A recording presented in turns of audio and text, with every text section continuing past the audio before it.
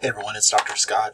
I have some questions that I wanted to answer, and there's some issues that, or some feedback that I received in the midterm course evaluations that I wanted to address and talk a little bit about. So this is kind of like a check-in video, just to kind of make sure that we're all on the same page about some things.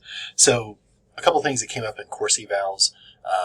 Thank you all so much for the feedback on the class. It seems like most of it was pretty positive. Like there weren't a lot of changes, huge changes that folks were asking about. There was a funny statement that somebody made about discussion boards and that there's like such a thing as death by discussion board, which just got me thinking about CSI and some kind of new like forensic program where, you know, somebody's like died from discussion board or something like that. It made me laugh. Anyhow, the one question that did come up was about IRB, and I'm going to, with this video, I'll put a link out to the Shawnee State IRB page. There are three kinds of reviews that an institutional review board and IRB will have. One is an exempt. It means that you're not working with a vulnerable population, nobody underneath the age of 18, nobody that's incarcerated, or you're not looking at a specific population that's underrepresented or traditionally marginalized, and you're not like deceiving them, you're not taking blood or anything like that. You know, it's, you know, there's no risk of privacy breach or anything like that. Like they're truly anonymous. Exempt, that'll go through pretty quickly. Above that, there's expedited, so maybe you are working with children, folks underneath the age of 18, but, you know, it's like you're surveying them or you're conducting an interview that's about something that won't be traumatic for them. So, you know, something like that, expedited, a little bit closer read by the IRB board. It might go to the IRB chair and maybe one other person. They'll both read it and kind of give you some feedback. Full board means that you are collecting specimens from participants. You might be asking them about something that is particularly traumatic, like if you were doing a research project about trauma and, you know, how children write about trauma or use writing as a form of catharsis. That might be something that would require full board review. In the link that I'll send you, there's like a decision tree, like is this exempt, expedited, or full review.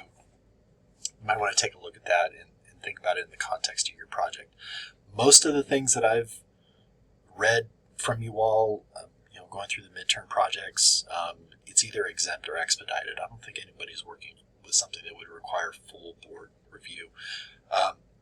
So that link, check out the IRB materials. It is a little bit of a confusing process, and I'm happy to chat with you all individually about like where your project might fall on that. Maybe that's something that we talk about during the midterm conferences. So just want to check in about that. A few things that came up in the final project prompt. There were some really good questions there, and I had to go and ask the boss, Dr. Jen Scott, about, you know, what do we do with like students that are in the certificate program? So here are some answers, and I just kind of wanted to summarize them. So there was a question about, or there was a comment about this assignment being worth 50%. And then there were also some other comments like, this seems like a lot to do in just a couple weeks at the end of the term.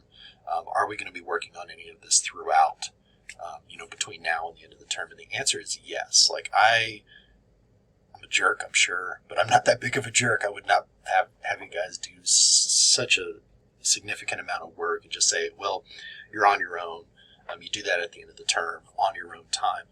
Starting week 9, so that's the second week after we get back from, you know, what our, you know, the spring break that we have here at Shawnee State. In week 9, you're starting to work on a literature review. Like you're going to put together some ideas for a literature review, and each week you work on something else. So like there's a Gantt chart that I'm asking you to draft out, or a timeline for your study. We're going to do that. We're going to do, I think we work on parts of the IRB proposal process. So like we take each week.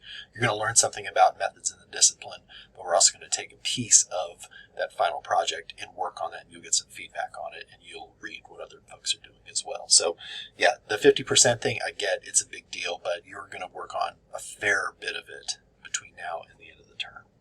And that's starting week 9, so it's not like we're throwing into the last few weeks. There's a confusion I think that a few folks have had about, what does the final project look like in this class if you're going to pursue a thesis, or if you're a certificate student and you're not going to pursue a thesis, or if you're a portfolio, you're going to do the portfolio option for the capstone and you're working towards the master's degree. They should all look the same. The only difference is that you are going to let us know if you want to pursue the thesis option for the master's degree capstone requirement.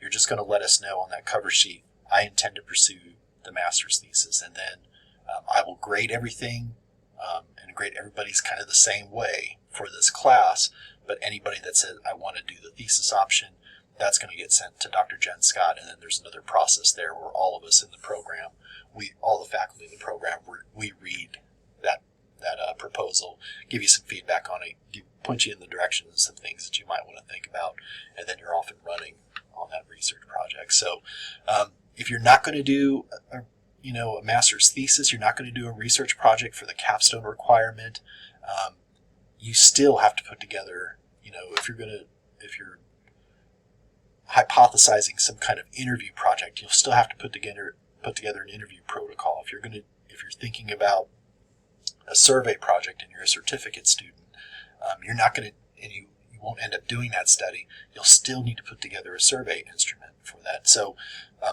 when I grade things at the end of the semester, it doesn't matter to me whether or not somebody is going to go out and do a thesis, an actual research project for their master's degree capstone, or you're a certificate student, or you've already decided that you're going to go out and do you're working on the master's degree, but you're going to do the portfolio option. I'm going to grade them all the same.